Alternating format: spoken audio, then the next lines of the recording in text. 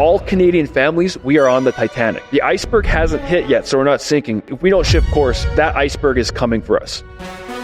I'm not planning on leaving. I'm fighting. We want to make this country incredibly great. We begin to see that it really isn't about diversity. It is about punishing the people who perform beyond the mean. For people who don't care, where do you see Canada going? Oh, it's catastrophic. It is that bad. What is the carbon tax doing to lower carbon emissions? Exactly. I love this country. I was born in this country. I believe in what this country stands for. I believe in its people. I believe as a place opportunity for all to come and live, but the path that we're on is not working, and we are not going to be what we're supposed to be if we continue along this path. Yeah.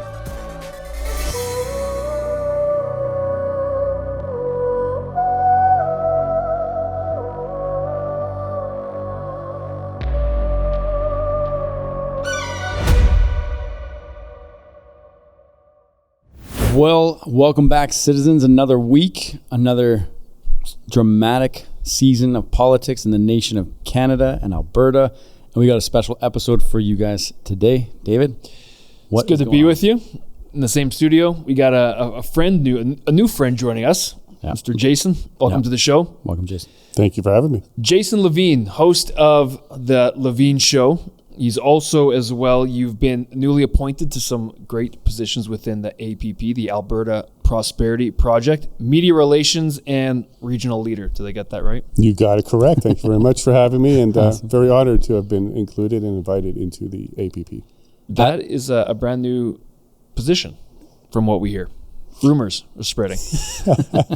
Well, we've grown so quick, and we're getting so many people outreach to us that we needed to kind of fulfill a lot more roles and kind of mature as an organization. That was my next sentence, is that you guys are the who people are looking to right now for a lot of answers. A lot of stuff's happening, and you guys are the focus of a lot of it. Yeah, right after the election, 2,000 people in the first hour joined APP. And since then, we're close to 250,000 members. Wow. 20,000 people put their hand up to be volunteers. So we quite literally have to go through lists and lists of people just to start getting some more ground game going to leverage all of this new attention and momentum that we have. Wow. So before we just dive into what you guys are doing, we are going to get to Alberta separation, Alberta independence, Alberta sovereignty, whatever word you want to throw behind Alberta. Call it redrawing the terms or how Alberta exists or does not exist within the Federation of Canada. So we're going to get to that because you're quite involved with the APP, but also within the nature of what you do with work.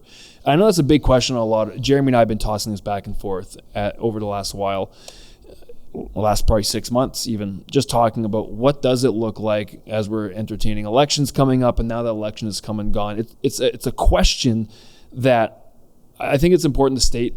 It's not a fringe idea. Yeah. And even though you've got a lot of mainstream media that tries to, and certain characters as well, I might even throw out Jason Kenney's name in there, stating things like it's a fringe idea, but it's not. It's becoming a mainstream conversation.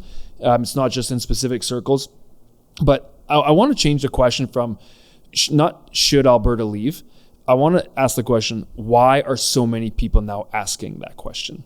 Because I think that's even a bit more of a, because it's not just a fringe thing. People are asking in certain way, is this a reality? And we're hearing so many different opinions on that. But Great Jason, question. Let us know, first off, how is the APP involved with this idea of Alberta independence? And are there other groups like you, or are you guys the leaders here in Alberta?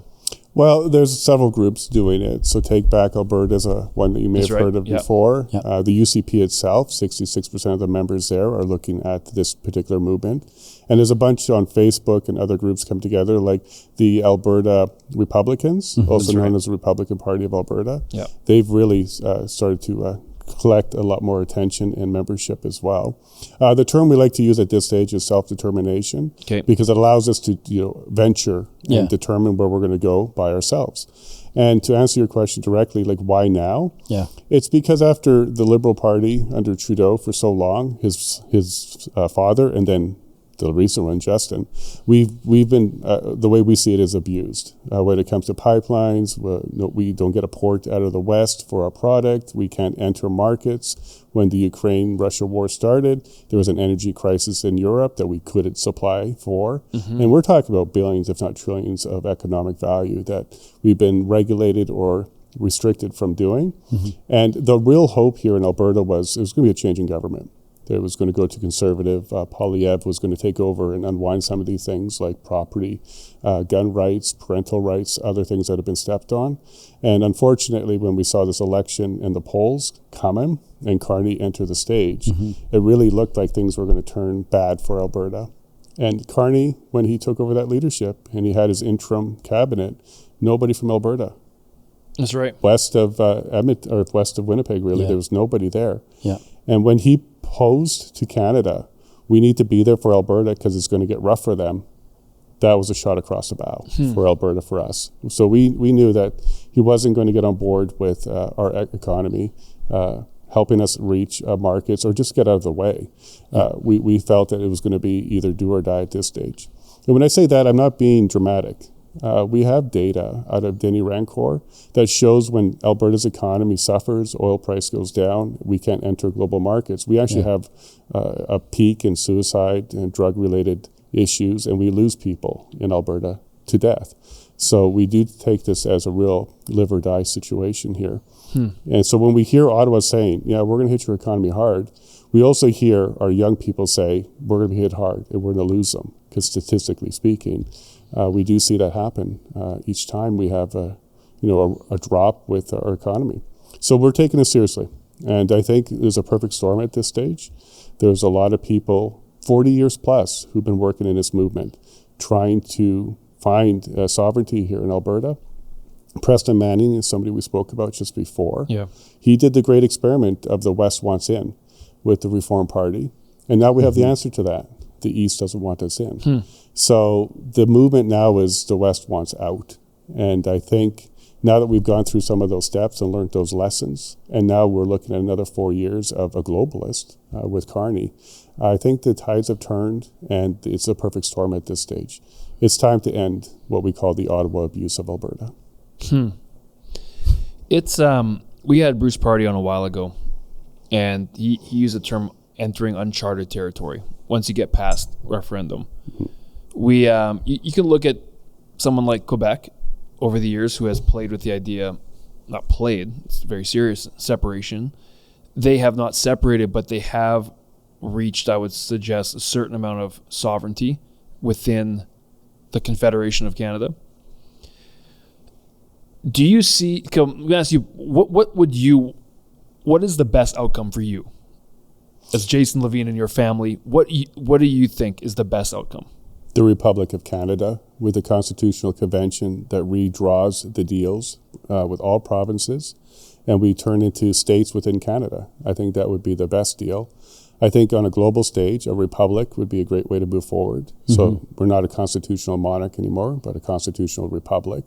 That would be, if I could just snap my fingers and fix Canada. That's Could how you I would break do it. down the differences between those two? Like, Sure. Constitutional monarchy is under the king. So we would still have the Westminster system, the parliament the way it is, the appointed senators, appointed judges.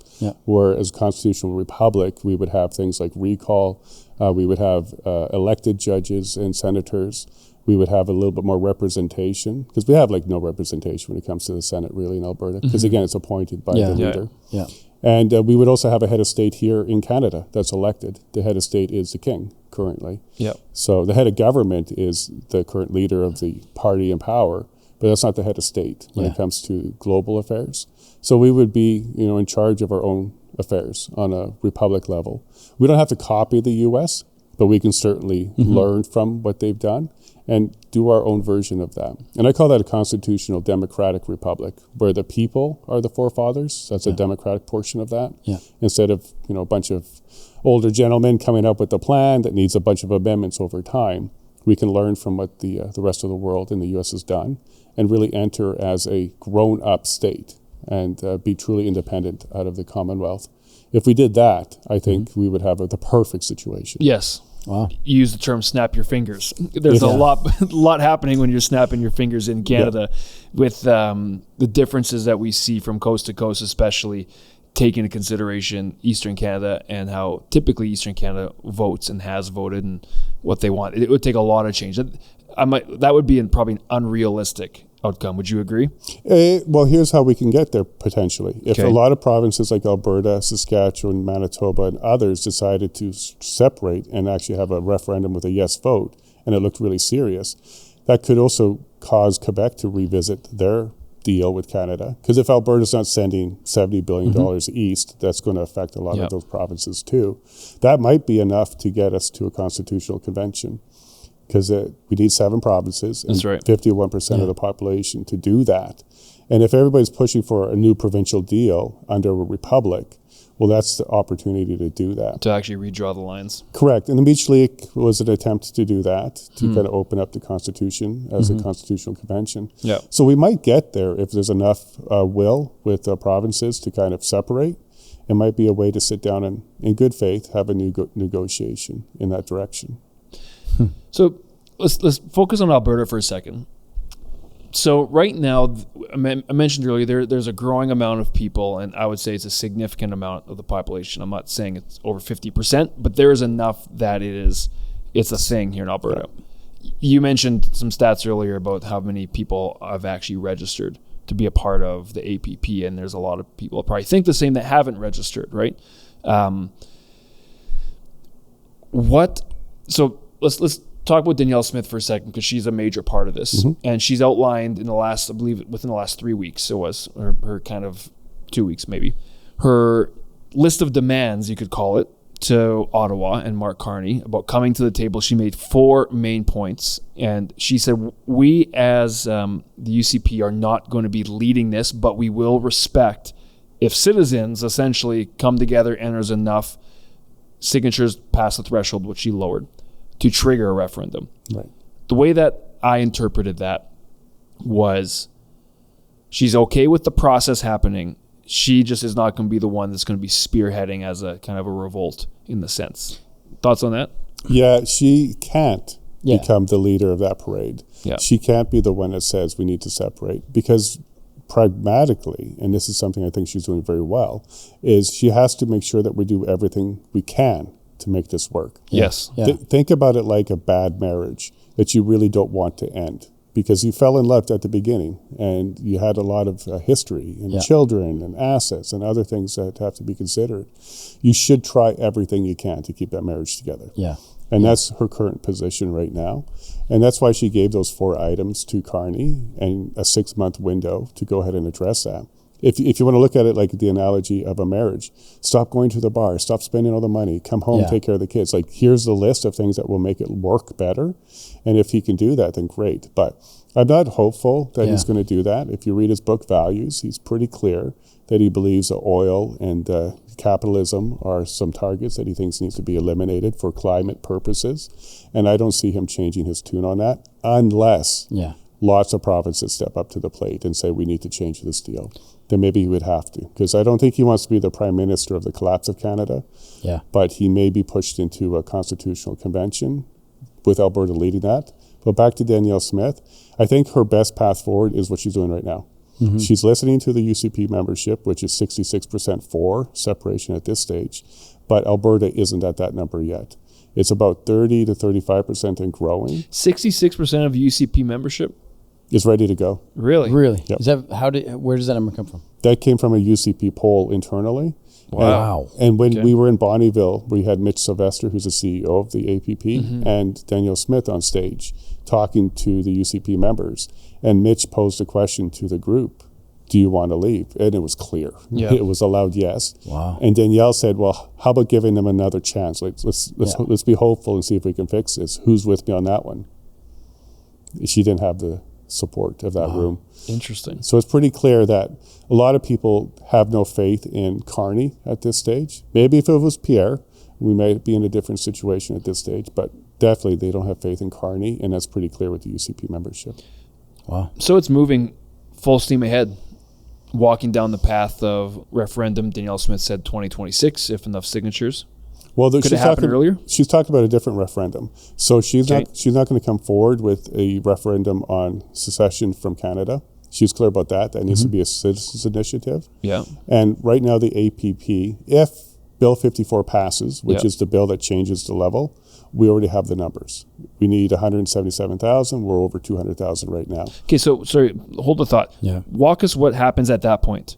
Like so Bill 54 passes, you automatically present signatures with the names and addresses or whatever you need for the people that want this. What happens next? Well, the first step is to let Elections Alberta know that this petition is going forward. Yep. Then we have to collect the required signatures within a period of time. So it used to be 90 days. So if Bill 54 passes, it'll be 120 days to collect those signatures. Yep. Then they get verified by Elections Alberta to make sure that they're real people. Yep. They're on the elections roll. Albertans. Yes, exactly. Yeah, I believe. Not dead. Right, and I believe exactly. It's funny that we have to say that, but we do. You're not. It's very true, and I think there's some attempt to make sure that you were in Alberta for a certain period of time as well. So 4 or 5 years, you voted in the last election. Like there'll be a check on it, and then from that stage, Elections Alberta, under the direction of Danielle Smith, guided by the people, would have to create the referendum. The fastest we can get it done, assuming Bill 54 passes second or third reading, could be November 2025. Now, Danielle Smith, her referendum she's talking about isn't secession from Canada. She's doing a town hall series. She's calling it the What's Next panel. And she's going around talking to people about what should be on a referendum. And what she's hinted at would be the Alberta pension plan. Would be one of the items on there. Maybe the transfer payments again. Maybe we'll ask that question again. And some others. Depends what Albertans are looking for. But not secession. That has to be separate. Okay. Yeah, and she did recently, in about last week or so, with Mickey Amory, amend Bill 54 to ensure that First Nations concerns are addressed when it comes to their treaties, to ensure that any question that's posed to the public doesn't violate any of the treaties and their concerns at this stage. And I'm happy to report we have very close connections to the First Nations. Jeffrey Rath has been making a career on defending First Nations in Alberta and their treaties. That's what he's been doing. We have some other lawyers who are very, very connected to this issue to ensure that their rights and the requirements of anything moving forward are addressed. So it's done properly. There's a definite attack, or not attack, but a smear campaign, it seems like, against this. Like you're seeing some of the big agencies, the big news, CBC, it seems like they're focusing on stories that they're trying to rise to the top to make it look like this is the fringe, this is the like there was a huge video that we actually posted of Jan Arden going off. Like we thought we had some people reach out to us, they thought we had gotten hacked because we had some crazy lady swearing. I'll tell a story. No joke, it's my sweet mom texted me, David, that's my mom's voice, and she texts, I think you guys got hacked. Someone posted it on someone who's cursing and yelling, and nope. So we put that up there to actually spark the show conversation. But and she was calling, like the amount of name calling she was doing that was you know what, that could ridiculous. actually be the best advertisement to represent Western alienation right there. Thank you, Jan Arden, for the exact thing that is probably spurring all of this sentiment over the last however many years. You're right. Like, David, you nailed it. In a nutshell. We should send her a check and a thank you letter because what she did was she showed exactly the disrespect Alberta has been feeling for 40 plus years from the people in the East. Like if you listen closely to what she's saying, you can't leave, it will never happen. Well, then why are you upset? Like if that's what you think the future will be. Exactly. And it will be a democratic process. If you want to vote no, you'll be able to vote no. But if we get a majority yes, what she's literally saying is, well, the people shouldn't have a voice. They shouldn't be able to speak. You're right. While she's calling for national unity. At the same time, that's what the message was, but in a really messed up way. So I think what's going on here is they do understand it's not fringe anymore.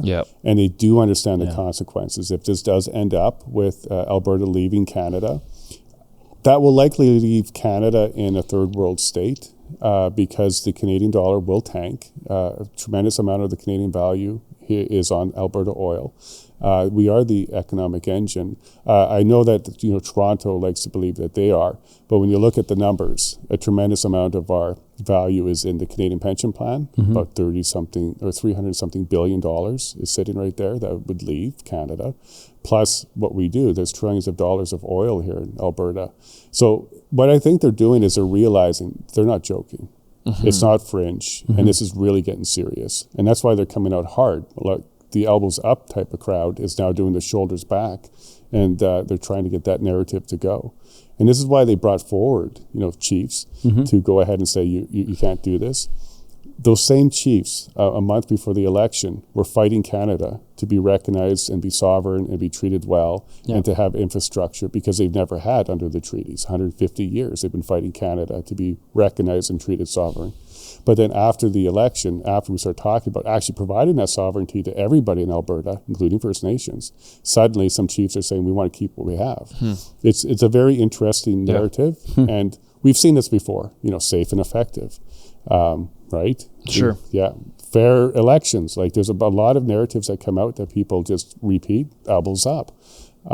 This is just a new one. Okay. And when they say, that's what we say, when we say we feel abused, because what Jan Arden demonstrated there, in my mind, is an abusive relationship. You can't do this. You have to stay. Start swearing at us, talking down to us, and then threatening us. That's a cycle of abuse that I think we need to break. So she's demonstrating, I think, the actual sentiment of the East, because they realize what this will mean. And she sounds like an upset wife that knows, you're not going to have the money. He's going to take the car, half the house. We're going to have to split things. Like she understands the consequences. And I think that's what you're seeing from the CBC and other narratives that are coming out. They know we're not the fringe. This is actually more serious than ever. And the consequences to Canada is far beyond, I think, what they want to accept. What I think she should be doing is, you catch more flies with honey. Let's open up the conversation. Let's have some good faith negotiation. Let's talk to Ottawa and say, you know what, they're right. They should be able to bring their products to market. Europe needs energy. U.S. needs energy. Alberta could be supplying this. We could be an economic powerhouse as a country. Yeah. But when they talk like this, like even Doug Ford saying, we're going to shut off Alberta oil. But he doesn't realize Alberta oil goes through the States and it comes up into Ontario. Like he's literally meaning shut off oil to Ontario. Yeah. Like when they just say those kind of things without realizing even the consequences of what they're saying, I think they're just angry and scared because they're not thinking well. Well, you're giving Jan Arden and some of those people more credit than I would. I don't know if they fully think that much. I do think that there is such a mind virus that has gone through, especially and you're talking with the oil, like that to get all of Canada on the same page to allow our energy to be exported. Like logically, it's an amazing idea. It's natural and it's the proper idea. We have some of the cleanest energy in the world, if not the. You're talking trillions of dollars over a long period of time that's going to enrich Canada and Canadians. You're talking about raising the global standard of how we actually produce energy. Why? Because we have more money coming into our technology that allows us to develop more. But that would mean that, and I use the word mind virus because Gad Saad uses this quite a bit on his book. And to talk about the parasitic mind, if you ever read that one. But when it comes to the whole idea of green energy, I'm all for, because we had a good friend Tucker on last week, and we're all for trying to find renewable energy, like if we can work. But I think people have been so duped into anti-oil, anti-gas. That's the devil, that you'd have to have a completely change of mind and perspective, actually have a proper conversation. Well, and one of the things we've been exploring as well was the amount of oil coming in on ships on the East Coast, Atlantic Canada, is an average of 3 to 4 full-size oil tankers every day. Correct, down to St. Lawrence. Every single day. Like I don't think people have... Middle Eastern countries. I believe Saudi Arabia. Which I don't think people have a hot clue about. Like it's just so hypocritical, the fact that we have it here, and it's just wild. Like that's something I was actually just looking up the numbers right now. They're so huge, the numbers. Well, so we're kind of diving. I want to get back to Alberta and the process of independence and what that looks like. But before we go down that path, let's maybe analyze quickly, how did we get here? We've done it kind of in talking about energy, talking about maybe Western alienation and some of attitudes from mainstream media or the East over years. You look at the Trudeau government in the last 10 years, and it even extends down to Pierre Elliott Trudeau, right, with his middle finger to the West all those years ago. Can you summarize just briefly what are the 3 or 4 main reasons? Because before you do, Canada, we operate as a federation. We're a confederacy. And that is contingent on the separation of powers between provincial and federal, that there not one is holding over the other, but there is a separation as to what and who does what. But I would have been arguing we're a federation in form, but not actually in function. And the balance of power is completely tilted to where Alberta's suffering. So can you summarize in a couple of points why Alberta's in the position we are? Sure. So we'll start with the historical one. So Alberta joined in 1905, which is after Canada became a country of 1867. So we weren't at the table when the Constitution, the original one, was drafted. We kind of came after, and we were just added. And they thought we were just going to be a bunch of farmers and hicks and that kind of stuff before oil was found, kind of like Beverly Hillbillies, right? Sure. It was like, wow, we didn't realize that you're going to have all this wealth. And they never really took it seriously from that point on.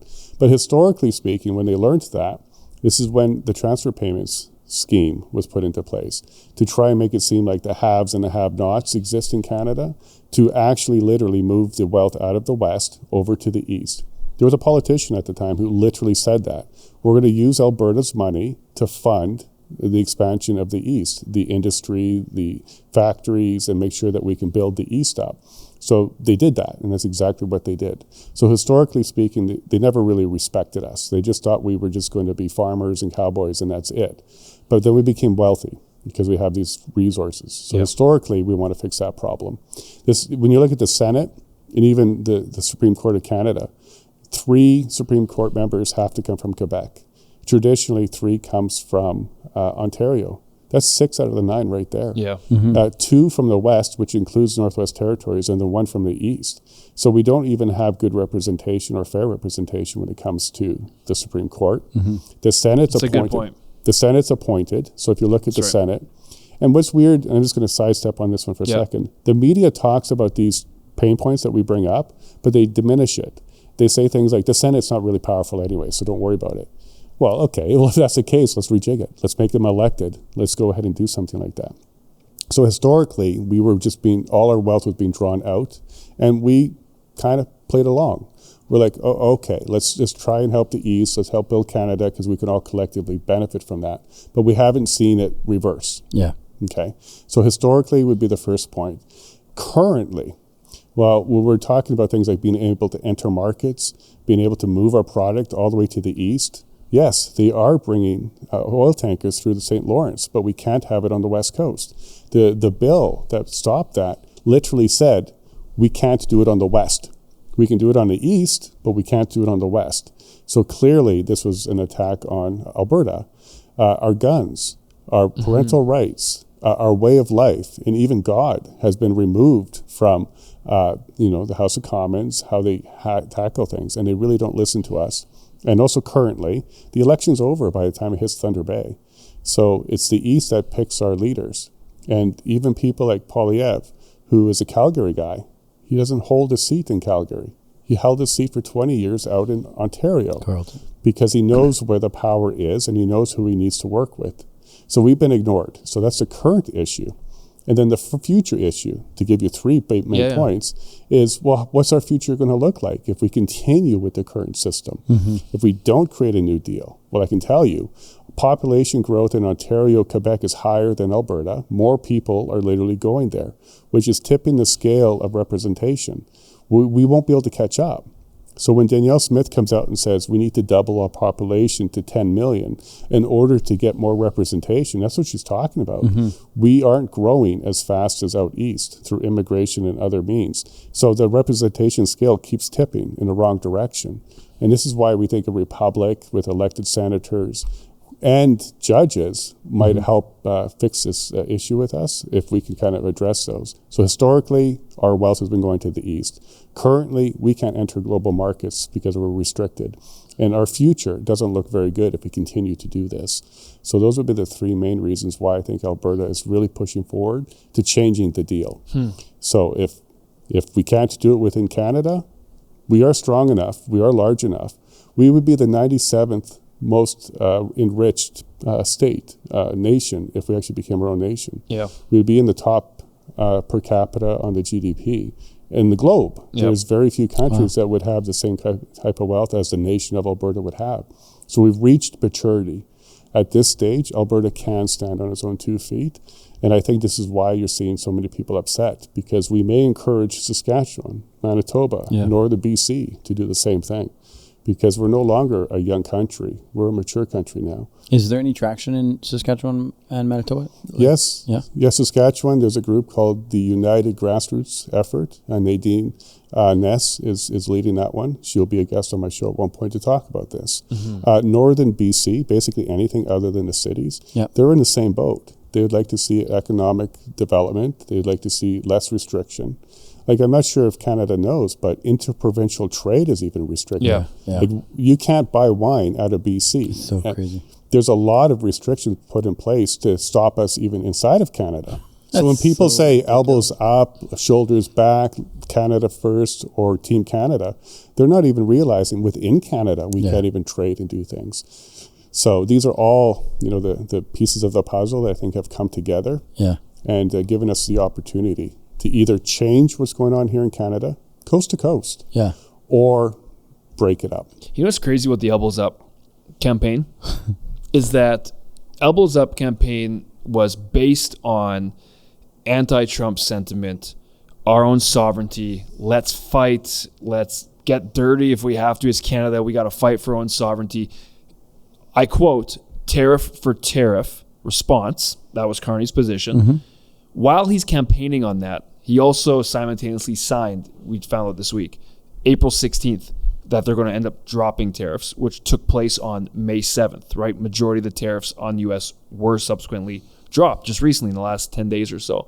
So while you're campaigning on that, you're also having the backroom deal of dropping those tariffs. Like, it's just the two sides, the two-faced side that I can't stand when you're running on it. And unfortunately, it duped a lot of Canadians into this idea that there's a giant threat in the U.S. And we've talked a lot about what that is. Anyways, just a little side note. A lot of people don't realize that as he's campaigning on Elbows Up, he's also signing to remove the tariffs on the U.S. Well, fear is the biggest motivator to get people to do what you want. Yeah. So whether it is terrorism is a fear, early 2000s, whether the COVID fear, now we're talking about tariff and Trump fear, and now we're talking about even more wars. Fear is a good motivator to get people to do what you want. And it also lowers their ability to be rational and logical. They don't sit and think through it. It was a silly idea to say we're going to take on Trump on tariffs. And Poilievre was dollar for dollar. And saying was, let's protect our workers by printing more money. Like, there was nobody other than the PPC who said we need to not do this. We need to look at a different way to make this happen and work better with our best neighbor. It was really weird from my perspective to see us go after, our lifelong neighbor that was very good to us, and we've been good too. Yes, there's trade issues and supply issues and stuff like that, but just like a good neighbor, the answer isn't to burn defense down and attack. Exactly. It's to renegotiate and have conversation. What was your thoughts when you saw Mark go down to see Trump? Well, okay, so Trump was kind of propelling him a little bit and was supporting him a little bit before the election. He was kind of saying, I could work with Carney. He was ignoring Poilievre. If we zoom out a little bit on a global level, they kind of have to work together. Yeah, they're connected. Yeah, because Carney, what he's doing on a global level is he's going to put Europe and Canada against the U.S. Day number 2, after he took the leadership of the Liberal Party, so March 10th, he was a leader. March 12th, he provided a letter to all the banks.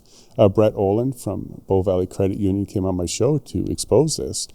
He was creating a loonie dollar system, which is very similar to the euro dollar system, which is a way of devaluing the U.S. currency on a global market.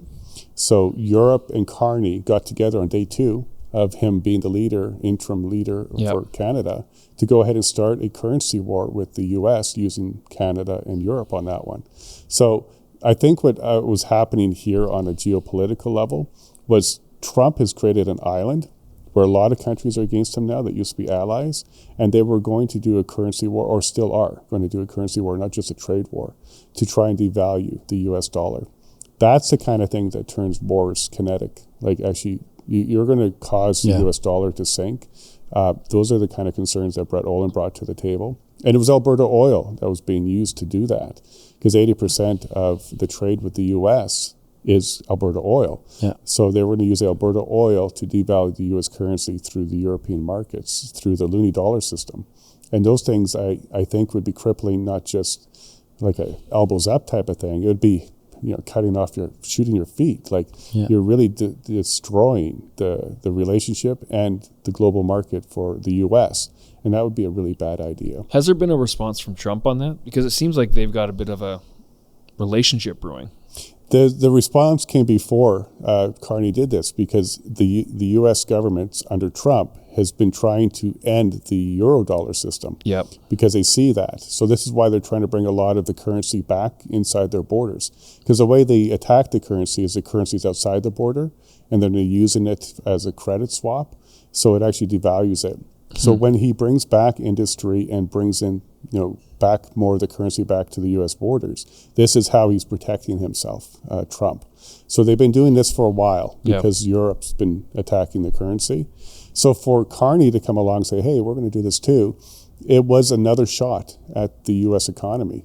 So there might have been more conversations going on behind the scenes to not do that, because that wouldn't be good for Canada. The trade war and tariffs is one thing, but to actually, try and devalue the U.S. currency to the detriment of their workers and their value on a global stage would have changed that relationship. Yeah. I don't know if they had conversations or not, but his first trip was to Europe. 100%. Yeah. So I still think he's trying to do that, and maybe Trump is seeing that as more of a threat than just Canada and trade.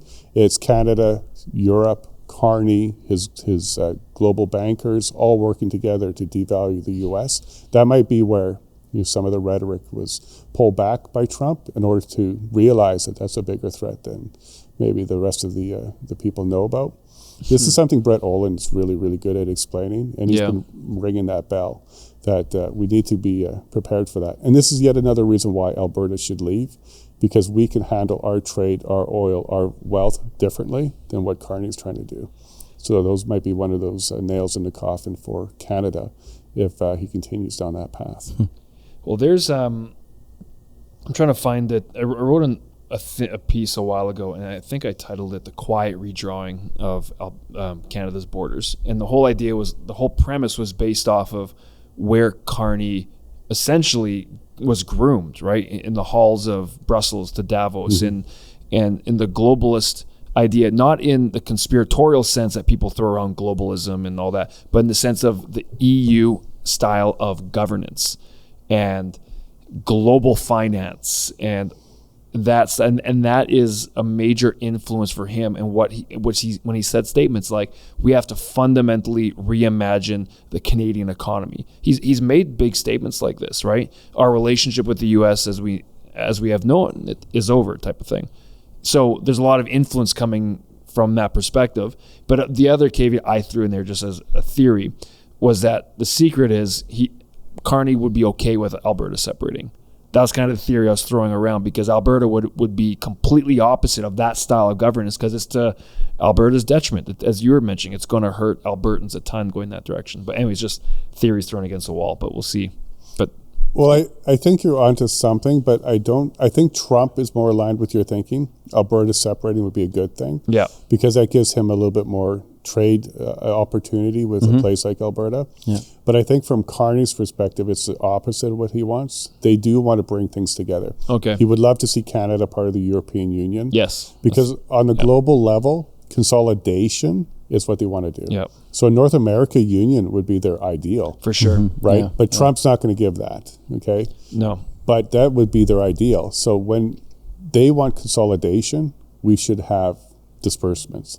We should be multiple republics, which would be a lot better for the people, because then you're in more charge, and less consolidation for the globalist power. Carney traveled the world on the carbon issue and the control issue. So he was telling nations, that's what he did while he was governor of the banks of Canada, UK, and then after that, he was going around trying to convince nations that carbon was a major problem here for the climate, and controlling the people through economic means is the way to control that carbon output and that carbon footprint. And that's what he means when he says that there needs to be a different economy. You literally should have scores. The social credit system is where he's been pushing, and digital currency, or a central bank digital currency. There's that centralization again.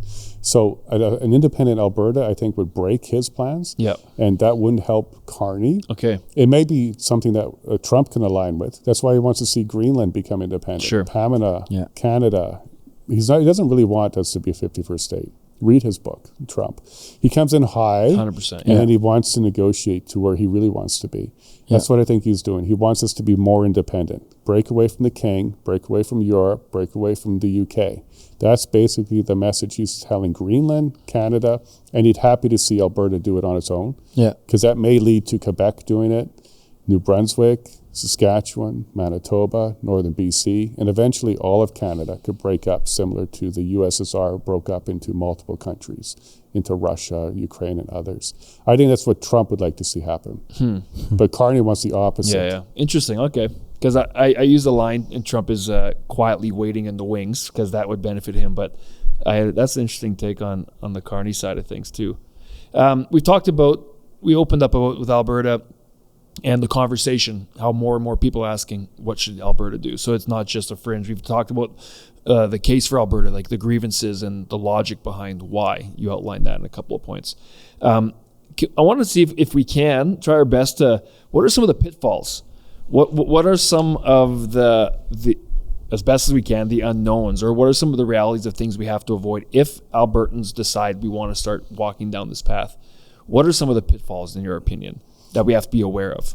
The major one is doing it without Canada's consent.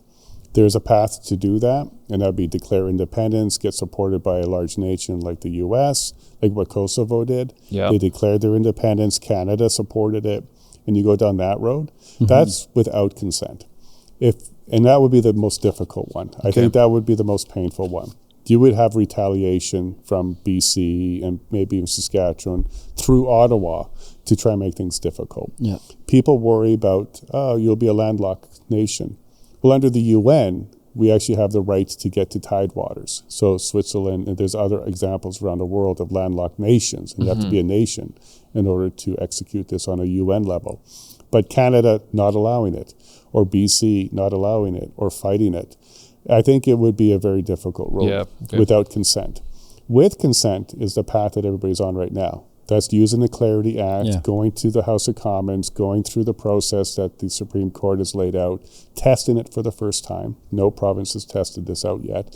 And going through that way. It's like a divorce. If it's with consent, then maybe you can 50-50 things and it can be a lot cleaner. But if it's without consent, like you have to get a judge involved and one side's really unhappy, everybody suffers. So I think the pitfall would be the hard road is the one that we have to go down. I hope we don't have to, because I see that being 10 to 20 years of difficultness as we're trying to go through international courts, trying to execute on our rights through the UN. And even if we have the U.S. support, Trump won't be there forever. So the next leader of the U.S. may not be so inclined to help Alberta out. It may be a Democrat government, more aligned with what Ottawa wants. So if it's without consent of Ottawa, that's going to be the pitfall. And I hope we don't have to go that route, even though it is an option. And if it does go down that road, what does it literally look like? Do citizens go just like we would on a federal election? Everybody brings ID, goes to a vote, and has a voting day to do this? Yeah, so I guess the process would be the referendum, and it couldn't be 50% plus one. It'd have to be a clear majority. Now, that's not defined. What does a clear majority mean? In my mind, if it's between 60 and 70%, it's up for argument. If it's 70% or more, it's a lot more clear. And if we do get to the 70%, and Ottawa, through the House of Commons, through the Clarity Act, says that's not clear enough, you only had 2 million people vote, there's 5 million people in Alberta, those kind of arguments, and we don't accept that result, well, then that's when we can declare independence, because we actually have a majority of people. So that would be a new government, that would have to be installed. Now, if Danielle Smith is with the will of the people at that stage, so let's pretend we got 70%. Yep. Ottawa said, no thanks, you guys don't have enough, we're not going to honor it. But Danielle Smith says, well, we will. Well, we would just literally turn into a republic at that stage, and she would be the first president of Alberta. If she doesn't want to do it, then it gets even uglier. For sure. Yeah. That's when we have to get a partner, security partner, other people to come and assist us like Kosovo did. There's lots of examples around the world of the peaceful options, and then as you make your way through the peaceful options not succeeding, they get less peaceful as you go down that road. Nobody wants that. No, of course not. It would be great to have a clear majority. Ottawa participates, we get our pension plan, we make some deals on the national parks, Indigenous rights, and we figure this out as a consensual breakup. That would be ideal. Even more ideal would be a Republic of Canada, so we don't even have to break up. But if we have to break up, consensual would be the best path. Non-consensual would be more difficult. Yeah. So I think my stance on this, where we're at, because Jeremy and I have touted, and I don't think we've officially set our stance, but I think it's very important for Alberta to leverage what we have to create the best deal for Albertans going forward. And I would even argue to bring balance again within the Federation in terms of how federal and provincial powers operate. I think a couple of those things, equalization payments, which maybe I'll have you answer down the road, when we did a referendum on equalization payments like 4 years ago, whatever happened with that, I don't know. Maybe nothing. Actually, I know nothing happened with it, but I want to know why. So if that actually was able to get solved, equalization payments, keep more prosperity in Alberta. Let's say energy, government gets out of the way for energy, for interprovincial, and we have access to world markets. We call the shots on that. Are those two items enough to make you feel that a stronger Alberta within Confederation is possible, or is there more? Maybe, and you can answer for you, or if you want to answer maybe generally just as the pulse of the movement that's happening. Is that enough to quell this idea of independence? The third leg to that table, like 4 legs would be great, but if we had 3 legs to that table, representation. Yeah, I was going to say. So the Senate needs to be elected, judges need to be elected. We got to stop this federal appointing of judges in Alberta when it comes to our criminal courts and stuff like that. So the representation would be the third leg of that one. Yeah. Okay. So if we were going to open up to energy and we had an equalization conversation, representation needs to be on the table too. The equalization one is actually easier than people make it out to be. So if you listen to the media, they say, hey, you need to open the Constitution as part of the Constitution. The formula is what could be changed at any time. Harper changed it. Yeah. This could be changed at any time. You don't need to open up the Constitution. You can actually null it out for everybody, say 0 for everybody through the formula. So they actually really could make changes there pretty quickly. Yeah. And if we're going to put a fourth leg... Kind of like what Carney did with the carbon tax. Right? Exactly. Well, the media said he got rid of the carbon tax. No, he didn't. He zeroed it. Exactly. Yeah. The equation. It's still there and able to mobilize. He has that power. If we're going to put 4 legs on this table, it would have to be that we have proper trade within Canada and we have some more respect in Canada. So we're able to work a lot better together because there's a lot of overstep from the federal government with sections 91, 92 of our Constitution.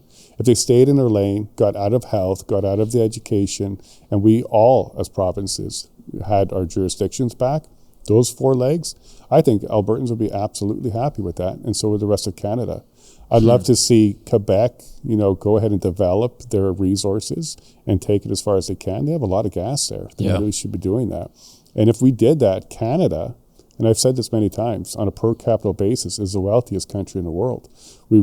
For our current resources and future resources, we're the wealthiest country in the world. If we were able to do that, I think all of Canada would do quite well. So those 4 pieces, I think, if we could do that. And that's why Danielle has very similar to those 4 pieces, saying, hey, if we do these, I think we can make this work. Because in my heart, I'm Canadian, but I'm Alberta first. And that may seem like a paradox, but it's not really. Because I want to make sure that what I leave for my kids works. Yeah. And what I don't want to see that happen to them is, restrictions from Ontario getting bigger and bigger, more wealth leaving, and we continue this abusive relationship. If this could be fixed, I think everybody would be happy. And this is the position of the APP when they started in 2021. It was a sovereign Alberta within or outside of Canada. And this was the idea of Danielle Smith recently. Let's see if we can fix it within Canada. It would be ideal because that would be the fastest path to sovereignty. For sure. It's back to the divorce analogy. It's like the divorce is the last choice, but even the goal of the divorce is to save your life, save your energy, your time, your money, your life. And that's a last ditch effort. And that's separation. And so, yeah, it'd be foolish not to try doing everything before you get to that point. Yeah. You're just talking about your loyalty. We've been talking around this idea. What are we loyal to? Why? Because you talk about, we are Canadian. We love Canada. We love that we're born, raised here, families here, grandparents immigrated here. Like, we are Canadian, great grandparents. I'm also Albertan, right? I was born in Winnipeg, raised in Manitoba, been in Alberta now 20 years or so. I'm Albertan. I love Alberta. And I'm loyal to Alberta. But everything you're loyal to is to a certain extent. Yeah, exactly. And so when I really break it down from the macro to the micro, what am I really loyal to? Well, two things. I'm loyal to my faith, and I'm loyal to my wife and my child. Right. Next level, Jared and I are brother-in-laws, if you didn't know that. My family, my family, but that next level of loyalty. If my extended family brought threatening things to my wife and child, and that, loyalty's done. You know what I mean? Like, so everyone's got breaking points for different levels of loyalty. And I think that's a question a lot of Albertans are starting at. We're loyal to Canada, but I think people should play the game in their head. To what point? Right. Are you loyal as a Canadian if you can no longer feed your children and they're going to die of starvation? Well, I bet you anyone who's logical will say, well, my loyalty's done to Canada. I'm getting out to go give my kids a future. You know what I mean? So you play that movie backwards. Where is my loyalty break? And it's interesting, we're getting to the point where a lot of Albertans are getting to that point of, we don't like the future that we're being set up. That's why we have a Titanic and an iceberg here. We play around with it often about how close is that Titanic, being Canada, to the proverbial iceberg in front of us. Yeah. We seem to change it all the time. It's always all over the place. But that's a question I would encourage people to play in their head. At where does your loyalty stand? Because that might help you answer. If you're Albertan, it might help you answer the question of, where do I stand on this issue? Or where's my breaking point? Or is my line still further than maybe where the APP is, or not, or where people in the APP are a part of, or whatever other groups that are out there, Republican Party. The entire question stemmed from the fact of, because we were just going down that road of, am I loyal here because I was born here? Just born. That's why.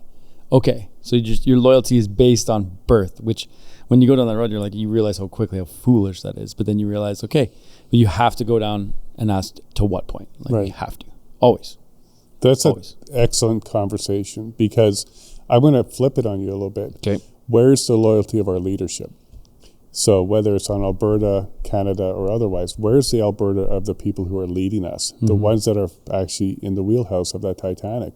Yes, we're on the deck chairs and we're saying, hey, we're Titanic people, yay. But who's actually driving this ship? Yep. Yeah. Are they going to skim the iceberg and sink us? Are they going to hit it straight on and we have a chance? Or are they going to get out of the way in time where we have no damage? The leadership. So I would actually ask, where's the loyalty of Mark Carney and the Liberal Party? And I think over the last 10 years, it's been very clear. It's not in the Canadian borders. It's outside of Canada. So the loyalty is on a global stage. And if that's where our future is, we're going to be damaged as a country, because a lot of people who want our resources, who want our economic power, who want our output, aren't loyal to us.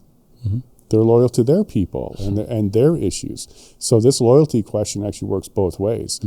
Where's our leadership loyal to?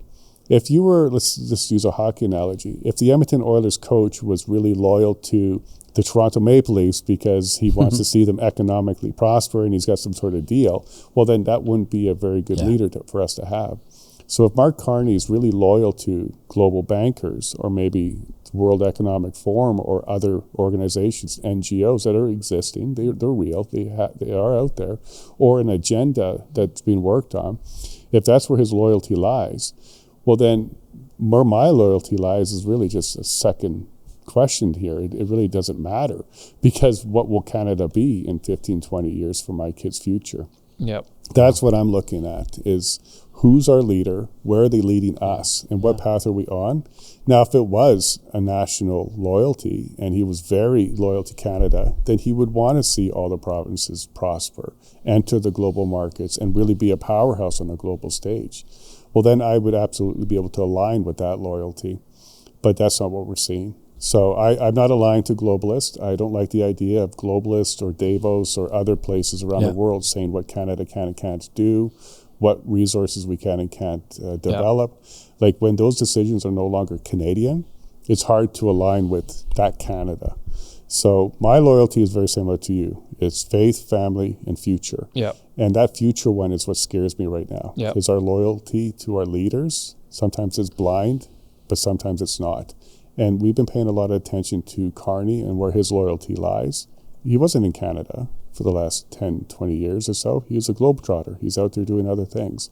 And if you listen to his speeches before he entered the race to be the Liberal leader, he's really trying to make a one world government. And this isn't conspiracy issues anymore. This is conspiracy fact. He wants to make a one world government. So if your loyalty could be with Earth or non-elected people running things, well, then you can be easily loyal to Canada, but I have issues with that. Why would anyone want that? If you do know the answer to that. Well, I don't think the people do that. Yeah. That's why there's globalists versus populists. That's why that's the it's almost a spiritual war where it's good versus evil. People who want to control everybody, globalist side of things, where they're trying to consolidate power, resources, and future, that's been a 2,000 plus year battle. There's always been that. The 13 families, people back in the early days trying to consolidate the people's will. And then you have the people, the populist side of things, the will of the people. That's where I am, because I'm one of the people. I'm not in that club. I absolutely wouldn't want to be in that club. I think that what we need, we're best to decide that. So that's always been the issue, well beyond Canada, well beyond Alberta. Yeah. It's whether or not you want to be controlled or you want to do the controlling. It's an old story. It's been circulated written over and over and over again, like you said. Have you ever read the book, The Virtue of Nationalism by Yoram Hazony? I have not. I would recommend it to you and everyone. I've read it twice. We had him on a while ago when we were doing Return to Reasons.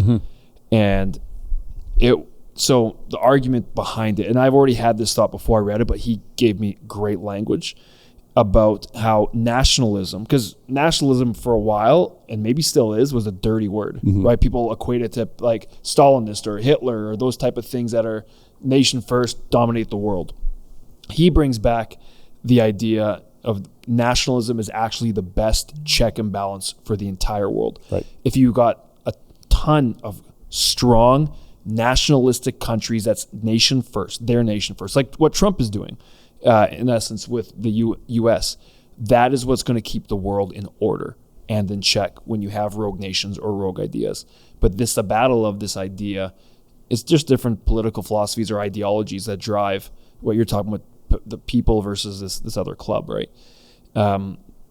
Anyways, great book to read. I want to flip what you were saying on its head a little bit more. We're going to take this analogy a little deeper because you brought up Edmonton Oilers coach being loyal to Toronto. We're talking about are we loyal to our leaders? We'd like to see loyalty from our leadership. I would even take it one step further and bring that leadership back to the citizens, because that's why we call our show Citizen. And I'll use this quote, which we quote often, from Conrad Black, who says, we get the government we deserve. Correct.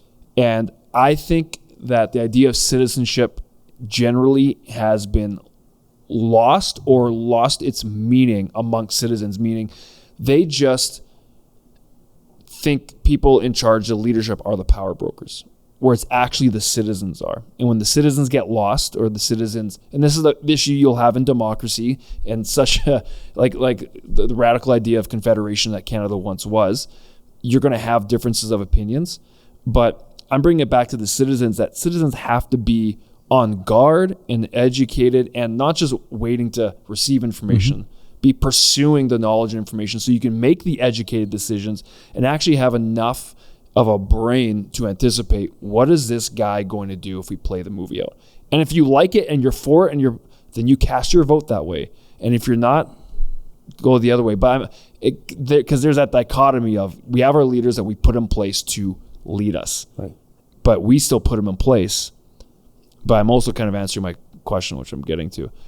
The problem Alberta finds itself in our type of democracy, where you have such differences of opinions in that sense. Anyways, just kind of a ramble. I don't really have a conclusion. No worries, but I kind of like where you're headed with that, because that's the difference between the Westminster system and a republic.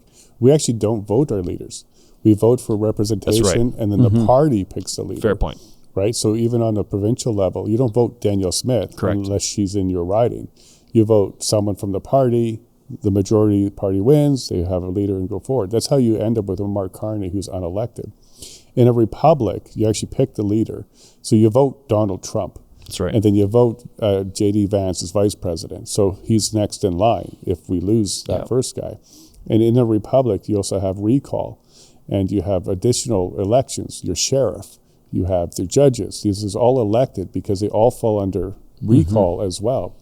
The one thing that I think Canadians have to keep remembering is when people like Trudeau or Doug Ford say, your voice matters on election day. Come out on election day. That's when your voice matters. Well, that should remind you you're in a Westminster system because your voice should matter all the time. Yeah. Our elected officials should be worried on a day-to-day basis that if they do the wrong thing, their job's over through recall and through other mechanisms within a republic. If we have accountability at that level and demand transparency at that level, that's when the people's power is back on the table.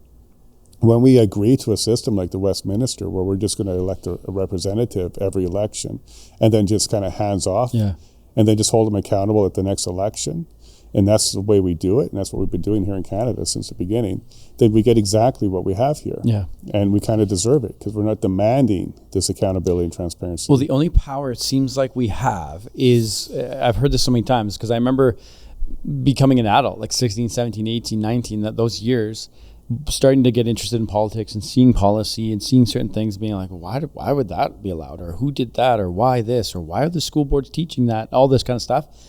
And the only thing people told me was write a letter to your MLA. Right. And I was like, first of all, when was the last time someone wrote a letter? Like, what are we talking about? That's what I can do. Hope he reads it. Like, I don't know. Like, it just felt so like silly that we have no ability to have any real input. And it was just, it does still feel that way. You still feel kind of handcuffed and kind of hopeful and wishful. And you're right. There seems to be one moment where I can vote one real name and, oh, that party didn't get picked, and that's it. And you're just done. And what a Westminster system is really good at is creating a two-party system. Yeah. So you really only have two options. And that's the last election just showed us that in spades, because all third-party options, NDP, PPC, even the Bloc, all took a hit. And we're really down to two parties now.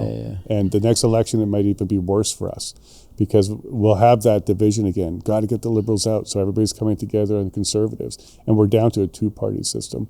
And it will stay that way under the Westminster system. Also, when you have Parliament controlling like overreach, they're not actually sticking to Section 91, 92. So they're getting involved in things like health transfer payments, and that's how they control the healthcare systems of the provinces. When we have like consolidated power, it becomes even worse. In the United States, at least each state is really independent, and they rely on the federal government for certain things, but they take care of a lot of things on the state level, which allows you to like move to a state that aligns with your values. If you don't want abortion, you can move to a state that doesn't provide it. In Canada, under the Westminster system, it's really controlled by the central power in a two-party system. And first past the post, make sure that stays that way. Like, it's not, you're never going to get a third party that breaks that chain. Unless you do something like we saw with the Reform Party under Prest and Manning. He was able to create such a large push out of the West that it broke the Conservative Party. And yes, that did lead to Liberal government several times over, but it also provided a new way to create a new party. Unfortunately, through Stockwell Day with the Canadian Alliance that turned into the Conservative Party of Canada under Stephen Harper, that old Conservative leadership came back in, and it just became the same as it was before, which is what Preston Manning was fighting. We came close to breaking that Westminster system with a new Conservative type of party. But unfortunately, they got their claws in there. And the way they did that is they kept it vote splitting. They kept it so that the Reform Party itself couldn't become and replace the Conservative Party. So they literally forced the vote splitting on Canadians to the point where a merger was the only option to change the government with Harper. So that's how the two-party system got back into power. Wow. And it's going to be hard to break that under the current system. We got to wrap pretty quickly here. I want to ask you one last question. If the signatures happen, we go start walking down the process of citizen-led referendum for search for independence, search for new relationship, call it. What do you think, if the outcome is true independence from Canada, what does that time frame look like? Is that 2 years, 5 years, 10 years, or is it a guess?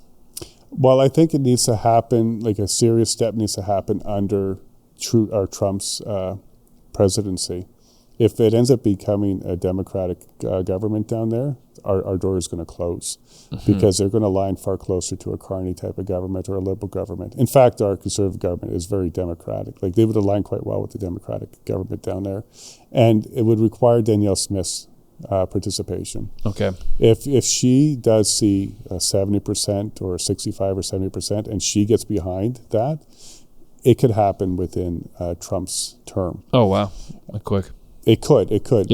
But it wouldn't be with the consent of Canada. Of course. The consent of Canada would prolong that process. Yeah. The negotiations, we're going to sit down and talk about the parks and all that kind of stuff. And that would go probably past Danielle Smith 2027's election. And if she doesn't get back in, I think that would also end any chances that we had of doing the easy way. So it's a tough question. If all the stars aligned and this is what Alberta wants, and they do want to be independent, Danielle Smith in power supporting it, Trump supporting it, we can get it done before Danielle's out. It's fast. Yeah, it is. Any last thoughts, Jer? No, this has brought a lot of clarity. I appreciate it. This has been really, really good. Let us know, the audience, where they can track you, follow what you're up to, and the APP. Absolutely. So the Alberta Prosperity Project, you can find that at albertaprosperityproject.com. Go ahead and sign up. It's free to get behind the intent to vote yes. That'd be a great place to kind of get your voice heard. And we'll reach out to you, let you know about events that are happening. There's about 60 town halls that are happening with our leadership all over Alberta to bring you more education and information. Cool. Myself, I'll be participating in some of those. But the LavigneShow.com is another place for you to find my efforts. Yep. And I'll be taking my efforts outside the Alberta border as well as I make my way all the way to Quebec to have conversations with the rest of Canada about how this could work. So you can follow my work there at theLavigneShow.com. Cool. Awesome, man. Thank you for hanging with us today. My pleasure. There'll be more conversations had, I'm sure. That is the end for Citizen. Thanks for hanging with us. You know all the things to do that every YouTuber tells you to do. Thumbs up Subscribe, like, follow. No, comment. Don't thumbs it up. Yeah, don't do the comment opposite of all and that. don't like. See how that works. See you guys next time.